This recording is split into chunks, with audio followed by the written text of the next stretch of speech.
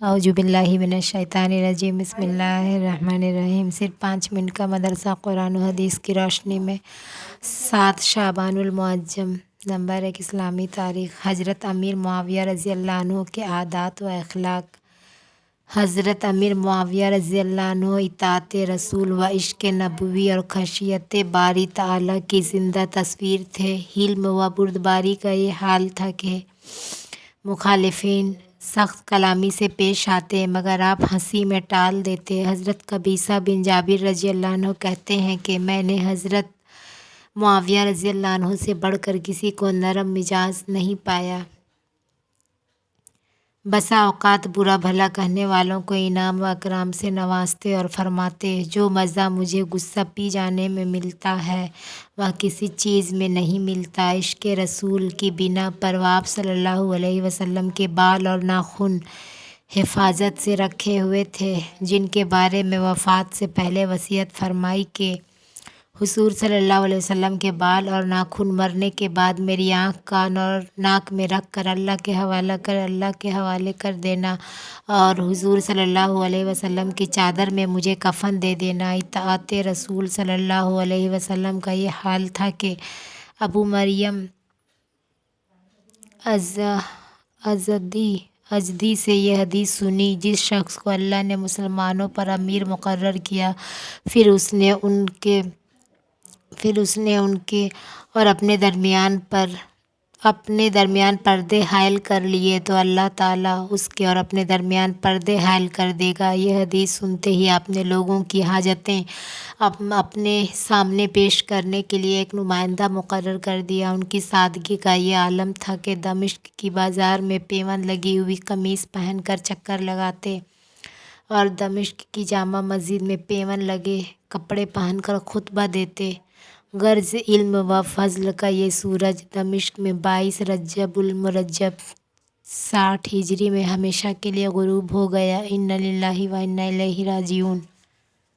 Number 2, अल्लाह की कुदरत। आसमान के मुख्तलिफ़ रंग। अल्लाह ताला ने आसमान पैदा करके 4 CMY के रंगों से मज़य्यन किया, लेकिन जब उन रंगों में से एक का असर ज़्यादा और दूसरे का कम हो जाता है तो तीसरा रंग पैदा होता है। अलगर्ज रंगों की कमी ज़्यादती से आसमान कभी नीला, कभी पीला तो कभी लाल और ना जाने कैसे कैसे रंगों में खुद ब खुद बदल कर खूबसूरत नज़र आता है। फिर उसमें सूरज, चाँद और सितारे सबके लिए अलग अलग रास्ते हैं, जो अपने अपने रास्ते से आता जाता, निकलता और छिपता है।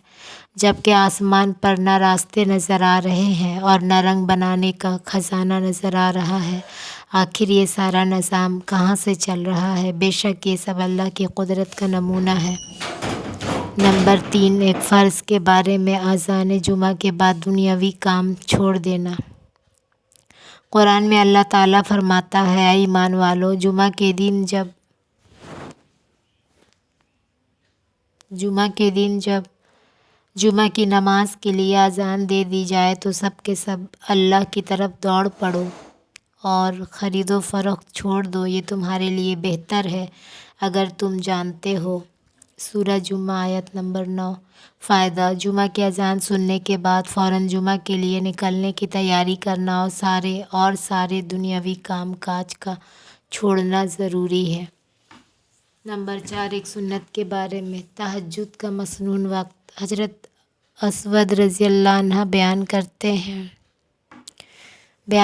हैं कि मैंने हज़रत आयशा रज़ी अल्लाह अन्हा से हुज़ूर सल्लल्लाहु अलैहि वसल्लम की रात की नमाज के बारे में पूछा तो फरमाया, शुरू रात में सो जाते और आखिर शब में बेदार होते और नमाज़ पढ़ते, फिर वापस बिस्तर पर तशरीफ़ ले आते और जब अज़ान होती तो आप सल्लल्लाहु अलैहि वसल्लम बिस्तर से उठते और गुस्ल की हाजत होती तो गुस्ल फरमाते वरना वज़ू करके मस्जिद चले जाते। बुखारी हदीस नंबर 1146। नंबर 5, एक अहम अमल की फ़जीलत। अल्लाह के रास्ते में खर्च करने का सवाब। रसूलुल्लाह सल्लल्लाहु अलैहि वसल्लम ने फरमाया, अल्लाह के रास्ते में जो खर्च करेगा उसे 700 गुना सवाब मिलेगा। नंबर 6, गुनाह के बारे में। ہلاک کرنے والی چیزیں۔ رسول اللہ صلی اللہ علیہ وسلم نے فرمایا، ہلاک کرنے والی 7 چیزوں سے بچو۔ لوگوں نے پوچھا وہ کیا ہیں؟ رسول اللہ صلی اللہ علیہ وسلم نے فرمایا 1 شرک کرنا، 2 جادو کرنا، 3 ناحق قتل کرنا، 4 سود کھانا، 5 یتیم کا مال کھانا، 6 اسلامی جنگ میں پیٹھ پھیر کر بھاگ جانا، 7 پاک دامن عورتوں پر تہمت لگانا۔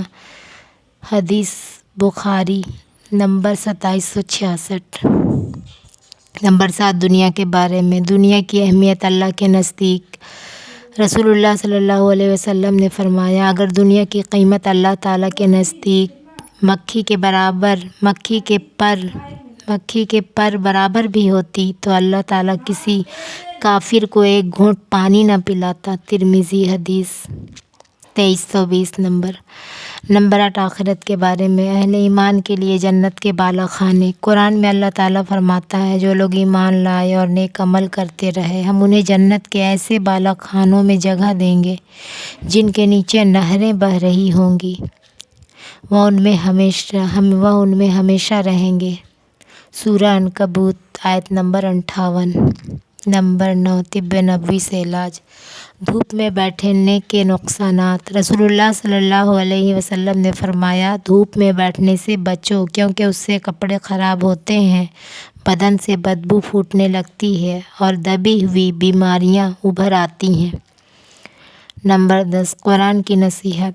قرآن میں اللہ تعالیٰ فرماتا ہے، اے ایمان والو، تم اللہ اور اس کے رسول کے حقوق کی ادائیگی میں خیانت اور کمی نہ کیا کرو اور آپس کی امانتوں میں بھی خیانت نہ کیا کرو، حالانکہ تم اس کے نقصان کو جانتے ہو۔ سورہ انفال آیت نمبر 27۔